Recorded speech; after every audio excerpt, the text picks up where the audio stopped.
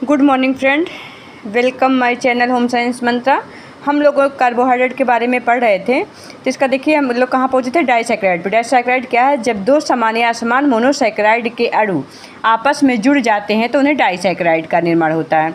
इसमें पहला था सुक्रोज। सुक्रोज क्या है? ग्लूकोज पर फ्रक्टोज को मिलाने से सुक्रोज बनता है। सुक्रोज क्या है? ईख की शर्करा, गन्ने की शर्करा, चुकंदर, जितना लाइनिंग है सब इम्पॉर्टेंट है।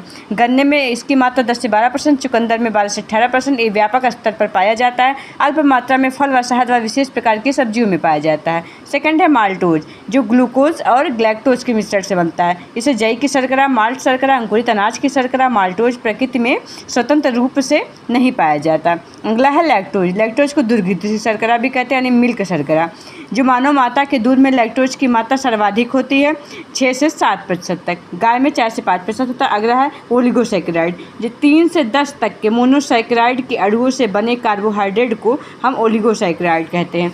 अगला क्या है? पॉलीसैकेराइड। जो थर्ड है वो है पॉलीसैकेराइड के बारे में पढ़ते हैं, जहाँ 10 से अधिक हजारों तक मोनोसैकेराइड के अणु जुड़ते हैं, उसे पॉलीसैकेराइड कहते हैं। ये लंबी श्रृंखला वाले कार्बोहाइड्रेट होते हैं। ये जल में अघुलनशील व स्वाद में मीठे नहीं होते। यकृत तथा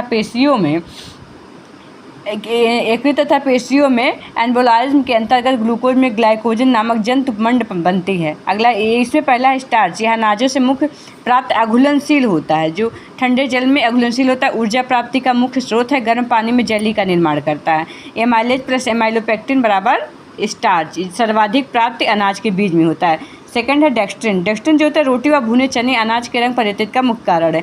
रोटी स्टार्च जो होता है ताप के प्रभाव में आकर डेक्स्ट्रिन उत्पन्न करता है, जिसके प्रभाव से उसका रंग भूरा हो जाता है। इसीलिए हम लोग रोटी सेकते हैं तो उसका कलर चेंज होकर भूरा हो जाता है। अगर तीसरा सेलुलोज। सेलुलोज और हेमीसेलुलोज जो है सब्जियों, फलों, अनाजों में रेशों के रूप में प्राप्त होता है। इसका कैलोरी मूल्य 0 होता है। इसका कार्य आंतों की क्रमाकुंचन गति को बनाए रखना और सफाई करना होता है। हेमीसेलुलोज दालों व अनाजों के छिलके में होता है।